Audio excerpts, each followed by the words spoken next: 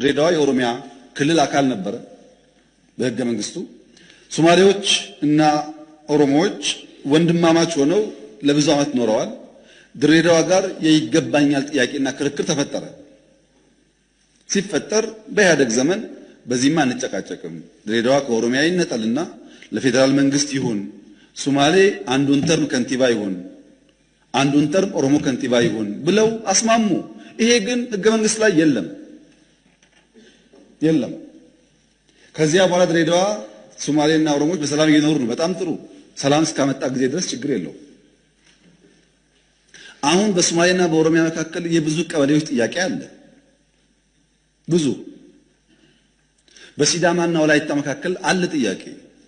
በአፋርና ሶማሌ መካከል ጥያቄ አለ። ዩኒክ አይደለም። ወልቃይት ላይ ጥያቄ ዩኒክ አይደለም። ሁሉም ጋር ጥያቄ አለ። ሁሉም ጋር የሚፈታው ግን በሰላማዊ መንገድ ህዝቡ ቦታው አርፎ በህዝብ ውሳኔ መሆን አለበት ነው።